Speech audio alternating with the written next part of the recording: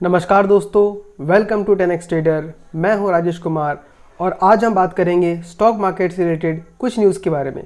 तो सबसे पहला न्यूज़ तो हम लोग का आता है ट्रंप और चाइना के बीच में जो ट्रेड वार स्टार्ट हो चुका है उसके बारे में बात करते हैं और देखते हैं कि उसका इम्पैक्ट क्या पड़ सकता है इंडिया के ऊपर। तो अभी आपको पता होगा कि ट्रंप ने ऑलरेडी चाइना के ऊपर 125% तक का टैरिफ लगा कर रखा हुआ है और उसके बदले में चाइना ने 84% तक का टैरिफ लगा कर रखा हुआ है यूएस के ऊपर, जिसके वजह से दोनों इकोनॉमी को प्रॉब्लम होने वाला है। लेकिन अगर हम सिचुएशन को देखें तो ज़्यादा प्रॉब्लम होने वाला है यूएसए को, क्योंकि यूएसए ज़्यादा डिपेंडेंट है चाइना के ऊपर और चाइना यूएसए पे कम डिपेंडेंट है। और साथ ही साथ चाइना जो सामान मंगाता है वो एसेंशियल आइटम्स में नहीं आता है, लेकिन यूएस जो सामान चाइना से मंगाती है वो एसेंशियल्स में आता है, जैसे कि रेयर अर्थ मटेरियल्स हो गया। तो ये सब चीज़ यूएस में नहीं मिलता है और यूएस जिस तरीके से डेवलपमेंट करता है, जिस तरीके से टेक्नोलॉजी को आगे बढ़ा रही है, उसके लिए इन सब चीज़ों का बहुत ज़्यादा रिक्वायरमेंट होता है। दूसरा चीज़ अगर देखें तो चाइना का जो मैन्युफैक्चरिंग है वो काफ़ी सस्ते दाम पे हो पाता है, लेकिन यूएसए में ऐसा पॉसिबल नहीं है। तो ट्रंप का थॉट प्रोसेस ये था कि टैरिफ लगाने से क्या होगा, आपको बाहर से अगर सामान बना के अमेरिका में बेचते हैं तो महंगा हो जाएगा, जिसके वजह से क्या करेंगे जो अमेरिकन कंपनीज़ है, जैसे अभी एप्पल हो गया या बहुत सारे जो कंपनीज़ है, एनवीडिया हो गया, वो लोग क्या करते हैं अपने सामान का मैन्युफैक्चरिंग किसी और कंट्री में करते हैं, जैसे चाइना और इंडिया में करते हैं या वियतनाम में करते हैं, लेकिन सामान को बेचते हैं वापस यूएसए में। तो ट्रंप का सोचना ये था कि अगर टैरिफ लगाने से सामान का दाम महंगा हो जाएगा तो सारा का सारा मैन्युफैक्चरिंग वापस अमेरिका में आ जाएगा, लेकिन ऐसा होने वाला नहीं है, क्योंकि बहुत सारे लोगों ने और बहुत सारे इनफैक्ट जो स्मॉल कंपनीज होते हैं उन्होंने कैलकुलेशन करके बताया कि अगर हम मैन्युफैक्चरिंग को शिफ्ट कर ले तो हमको बहुत ज़्यादा लॉस होने वाला है, उस दाम पर नहीं बेच पाएंगे। इनफैक्ट टैरिफ लगने के बाद भी अगर हम देखें तो चाइना में ज़्यादा सस्ता बन रहा है कंपेयर टू यूएस, क्योंकि यूएस का जो लेबर मार्केट है उसका रेट बहुत ज़्यादा है, इतने सस्ते में नहीं बना सकते। अभी ये टैरिफ वार आगे बढ़ ही रहा था कि कुछ दिन पहले ट्रंप ने अचानक से अनाउंसमेंट कर दिया कि 90 डेज़ के लिए जो टैरिफ है वो सारे के सारे खत्म हो चुके हैं, मतलब वो पॉज कर दिया गया है। लेकिन सिर्फ चाइना को छोड़ के बाकी सारी कंट्रीज़ के ऊपर टैरिफ हट चुका है। एक बेस टैरिफ 10% का लगने वाला है हर चीज़ के ऊपर।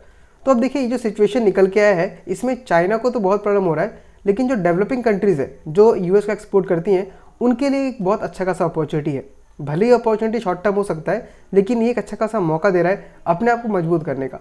जैसा आप देखिए इंडिया से जो भी लैपटॉप स्मार्टफोन वगैरह जाता है उसमें हमको 0% टैरिफ देना पड़ता है, यानी इंडिया में जितने पैसे बनता है उतना ही हम यूएस में बेच सकते हैं अपने प्रॉफिट को जोड़ के। लेकिन चाइना के ऊपर उन चीज़ों के ऊपर लगभग 20% तक का टैरिफ लगा हुआ है। तो आप खुद देख सकते हैं कि इंडिया जो है वो 20% के फ़ायदे में है, मार्जिन में है, यानी कि चाइना उससे कंपटीशन नहीं कर सकती। तो इस चीज़ का अगर इंडियन मार्केट फ़ायदा उठाए तो हमारे मैन्युफैक्चरिंग सेक्टर में, खास करके जो इलेक्ट्रॉनिक सेक्टर है उसमें काफ़ी अच्छा खासा ग्रोथ देखने के लिए मिल सकता है। लेकिन एक बात यहाँ पे ध्यान देने वाली है कि ये 20% का जो प्रॉफिट मिल रहा है ये सिर्फ इंडिया को नहीं मिल रहा है, ये वियतनाम को भी मिल रहा है। तो इनमें जो ज़्यादा बेटर तरीके से काम करेगा, जो इस अपॉर्चुनिटी का फ़ायदा उठाएगा, उसे ही इस टैरिफ वार से कुछ फ़ायदा होने वाला है, वरना ये एक लॉस्ट अपॉर्चुनिटी हो जाएगी। और इस 90 डेज़ के पॉज के कारण जो एप्पल है और एनवीडिया है उनको बहुत ज़्यादा रिलीफ मिला है, क्योंकि मेन जो प्रॉब्लम हो रहा था वो एप्पल को ही हो रहा था। एप्पल का जो मैन्युफैक्चरिंग है वो ज़्यादातर शिफ्ट हो चुका है चाइना में, और अब चाइना में टैरिफ लगने की वजह से वो लोग इंडिया में भी शिफ्ट कर रहे हैं, और इस चीज़ का फ़ायदा हम उठा सकते हैं। अगर हम अपने प्रोसेस को फास्ट करते हैं, अच्छा करते हैं, तो चाइना में जितना ही मैन्युफैक्चरिंग होता है वो सारा का सारा इंडिया में शिफ्ट हो सकता है, जो कि एक बहुत ही अच्छा खबर होगा। लेकिन इस अपॉर्चुनिटी को हमें यूज़ कैसे करना है ये हमारे गवर्नमेंट को देखना चाहिए और यहाँ की कंपनीज़ को देखना चाहिए। नेक्स्ट हम देख लेते हैं हमारे जो डोमेस्टिक इंस्टीट्यूशंस है, यानी जो म्यूचुअल फंड्स है, उनमें किस तरीके का इन्फ्लोज आया।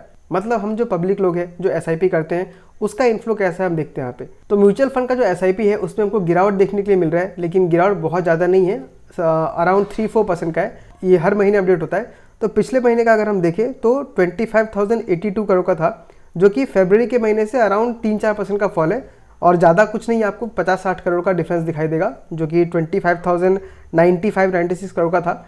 तो हमको हल्का फुल्का डिप देखने के लिए मिल रहा है, लेकिन इनफ्लोज अभी भी काफ़ी अच्छे खासा आ रहे हैं। हालांकि मार्केट ने बहुत अच्छा खासा करेक्शन दिखाया, इसी की वजह से थोड़ा बहुत आपको डिप देखने के लिए मिल रहा है एसआईपीज़ में। लेकिन अभी कुछ एक महीने में आप मान के चलिए कि मार्केट थोड़ा ऊपर भी जा रहा है, लेकिन फिर भी म्यूचुअल फंड में एसआईपीज़ में उतना इंक्रीज़ नहीं दिख रहा है जितना हमको 2-3 साल पहले दिख रहा था। तो ये चिंता की बात उतना ज़्यादा मैं नहीं मानता हूँ, क्योंकि एसआईपी का कल्चर अभी इंडिया में स्टार्ट ही हुआ है, और एसआईपी का मतलब ही ये होता है कि हम लॉन्ग टाइम पैसा लगाए, 10 साल 15 साल लगाए। तो ज़्यादातर लोग जो एसआईपी कर रहे हैं वो इसी टर्म से कर रहे हैं। मैं खुद भी एक म्यूचुअल फंड डिस्ट्रीब्यूटर हूँ, और जब मेरे क्लाइंट से बात करता हूँ तो मैं उनसे पूछता हूँ कि आपका पोर्टफोलियो डाउन हो रहा है, आपको चिंता तो नहीं हो रहा है। तो खुद ही मुझे कहते हैं कि नहीं, मैंने 10-15 साल की लगाया तो आराम से मैं लगाऊंगा। तो मेरे ख्याल से एमफी ने काफ़ी अच्छा खासा एडवर्टाइजमेंट किया है, लोगों के दिमाग में ये बात बैठ चुका है कि एसआईपी कीजिए तो कम से कम 5-10 साल या 15 साल के लिए, लंबे समय के लिए कीजिए। तो ये एक अच्छी चीज़ है। तो एसआईपी का फ्लो आपका थोड़ा बहुत ऊपर नीचे हो सकता है, क्योंकि कुछ ना कुछ तो लोग डर के निकालेंगे ही, लेकिन ये जो एसआईपी का फ्लो आने वाला है ये लॉन्ग टर्म तक चलेगा। ये मेरा ओपिनियन है ऑफकोर्स। तो मुझे ऐसा लगता है कि एफआई जितना ही बेचेंगे उसको मेकअप करने के लिए डीआईएस हमेशा रेडी रहेंगे। तो हम एफआईएस डेज का डाटा भी एक बार देख लेते हैं कि हमको क्या नजर आ रहा है। इस बार अगर देखें तो अप्रैल के महीने में डीआईएस ने काफी अच्छा खासा खरीदारी किया है, लेकिन एफआईएस ने अपना बिकवाली फिर से शुरू कर दिया है। चलिए एक बार हम स्क्रीन पे जाकर देख लेते हैं। ओके, तो यहाँ पे हम देख सकते हैं कि एफआईएस ने लगातार बिकवाली किया है और सिर्फ इस महीने का अगर देखें तो 34,641 करोड़ का बिकवाली कर दिया है। वहीं पे डीआईएस ने जबरदस्त खरीदारी किया है, 27,588 करोड़ का बाइंग किया है। पिछले दिन यानी कि जो लास्ट वर्किंग डे था 9 अप्रैल को, वहाँ उस दिन भी एफआईएस ने जमकर बिकवाली किया, 4,358 करोड़ का बेचा है। और वहीं पे डीआईएस ने थोड़ा कम खरीदारी किया, लेकिन वो भी 3,000 के आसपास का खरीदारी किया है। तो हम देख सकते हैं कि डीआईएस डटकर सामने खड़े हुए हैं, एफआईएस जितना बेच रहे हैं डीआईएस उसके सामने टिके हुए हैं। हालांकि हमको डाउनफॉल देखने के लिए मिल रहा है, लेकिन पहले की तरह हमको बहुत ज़्यादा डाउनफॉल देखने के लिए नहीं मिल रहा है। तो हम इतना तो मान के चल ही सकते हैं कि अब हमारा जो डीआई है वो पहले से काफ़ी स्ट्रांग हो चुका है। तो चलिए इसके बाद हम देख लेते हैं कि हम लोग के जो इंडेक्सेस है, जो मार्केट है, उसने किस तरीके से परफॉर्म किया है। सबसे पहले हम निफ्टी 50 को देख लेते हैं। अब देखिए 2 अप्रैल के बाद मार्केट में काफ़ी अच्छा खासा डाउनफॉल देखने के लिए मिला था। ये रहा आपका 2 तारीख। 2 तारीख के बाद हमको सिर्फ 7 दिन के अंदर, सिर्फ 6 दिन के अंदर हमारा मार्केट अराउंड 6.6% डाउन हो चुका था। निफ्टी 50 की बात कर रहा हूँ। लेकिन जब ये 90 डेज़ का पॉज हमको समझ में आया, उसके बाद मार्केट ने वहाँ से एक अच्छा खासा रिकवरी लिया और हमको 5.26% का अप मूव देखने के लिए मिला है सिर्फ एक हफ्ते के अंदर। तो आप देख सकते हैं पिछले कुछ दिनों में मार्केट बहुत ज़्यादा वॉलेटाइल रहा है। अब देखिए यहाँ पे गैप अप गैप डाउन बहुत हुआ है, लेकिन ये जो 90 डेज़ का पॉज आया है उसके वजह से जो जितने भी मार्केट है उन सबको थोड़ा बहुत रिलीफ मिला है और उसी की वजह से हमको यहाँ पे एक रैली देखने मिल रहा है। तो इस रैली को हम एग्जैक्टली रिलीफ रैली कह सकते हैं। ये तो डेली चार्ट था। अब एक बार हम इसको वीकली चार्ट भी देख लेते हैं। तो वीकली चार्ट में देखेंगे तो हमें बहुत अच्छा चीज़ नजर आएगा। ये कैंडल जो बना है बहुत ही स्ट्रॉन्ग कैंडल बना है और ये हमको नेट 0.33% अप होते हुए दिखा रहा है, यानी कि वीकली बेसिस पे भी हमको निफ्टी ने ग्रीन में क्लोजिंग दिया है। ये एक बहुत अच्छी चीज़ है। और निफ्टी ने जहाँ से हमको रिवर्सल दिखाया है वो देख सकते हैं बहुत ही इंपॉर्टेंट सपोर्ट है। कई बार इस सपोर्ट को इसने टच किया है। तो जहाँ तक मुझे लगता है कि निफ्टी का अभी तक बॉटम फॉर्म हो चुका है। एग्जैक्टली तो कोई नहीं बोल सकता, लेकिन मेरे ख्याल से यहाँ बॉटम फॉर्म हो चुका है और ये जगह हमको धीरे धीरे करके एक्यूमुलेट करने का, क्योंकि यहाँ से अगर हम देखते हैं और निफ्टी अपने प्रीवियस हाई को भी टच कर लेता है तो अराउंड 15% तक का हमको रिटर्न मिल जाएगा, जो कि एक साल में भी अगर आता है तो मैं कहता हूँ बहुत अच्छा खासा रिटर्न है। अब एक ऐसा सेक्टर है जो कि इस सारे डाउनफॉल में हमको काफ़ी स्ट्रॉन्ग होते हुए नजर आया, वो है निफ्टी एफएमसीजी। और आप वो इस चार्ट में देख भी सकते हैं कि इसने लो लगाया था आपका मार्च 25 को, उसके बाद ये कंटिन्यूसली हमको अप मूव करते हुए दिखा रहा है और सिर्फ 41 डेज़ के अंदर इसने हमको 11% तक का रिटर्न दिया है।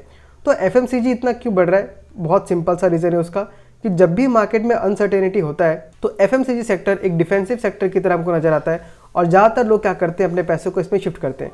तो सेम चीज़ हमको होता हुआ यहाँ पे नजर आ रहा है। ये तो डेली चार्ट है। आप वीकली चार्ट पे देखेंगे तो भी आपको ये कैंडल बहुत ही स्ट्रांग नजर आएगा। आप देख सकते हैं एक वीक में हमको 3.5% तक का मूव देखने मिला है और जो कैंडल बना है इसने पिछले सारे कैंडल्स को खा लिया है और साथ ही साथ यहाँ पे एक हमको डबल बॉटम फॉर्म होता भी नजर आ रहा है। ये देख सकते हैं इस जगह पे आपको डबल बॉटम फॉर्म होते हुए नजर आ रहा है। तो निफ्टी एफएमसीजी के ऊपर नज़र बना के रखिए और हो सके तो इसके ऊपर आप छोटा मोटा ट्रेड भी कर सकते हैं, क्योंकि अपने हाई से ये अराउंड 20% डाउन हमको देखने के लिए मिल रहा है। तो अगर ये अपने हाई को वापस टच करता है तो हमको 20% तक का प्रॉफिट हो सकता है और नीचे अगर आता है तो नीचे और भी अच्छा खासा एक्यूमुलेशन जोन में हमको ये मिल रहा है। अब मार्केट का मूड अगर मैं देखूं तो फिलहाल तो हमें बहुत अच्छा लग रहा है, लेकिन हमको एक बात ध्यान रखना चाहिए कि रैली हमेशा चलती नहीं रहेगी, खास करके ऐसे सिचुएशन में जहां बहुत कुछ अनसर्टेन है। 2 मेन सुपर पावर्स आपस में लड़ने में लगे हुए हैं, आंख बंद करके तो नहीं रख सकते। कुछ ना कुछ इंपैक्ट हमको आज नहीं तो कल देखने मिलेगा ही मिलेगा और इसीलिए ये रैली जो है कहीं ना कहीं जाकर तो रुकेगी। तो हमें बहुत ज़्यादा कॉशियस होकर ट्रेड करना चाहिए। मेरे ख्याल से इस जगह पे ट्रेड कम करना चाहिए और हमको एक छोटे छोटे अमाउंट में इन्वेस्टमेंट स्टार्ट करना चाहिए, ताकि जब सब कुछ ठीक हो जाए तब हम बड़ा अमाउंट लगाने के लिए रेडी हो पाए। तो दोस्तों आप मुझे बताइए कि आपको क्या लगता है कल के मार्केट में निफ्टी क्या होने वाला है और ऐसे कौन से स्टॉक्स है या कौन से सेक्टर्स है जो इस टैरिफ वार के वजह से प्रॉफिट में आ सकते हैं। आप कमेंट करके बताइए। मैं मिलता हूं आपसे अगले वीडियो में किसी अगले स्टॉक के साथ। तब तक के लिए tata, bye bye, take care.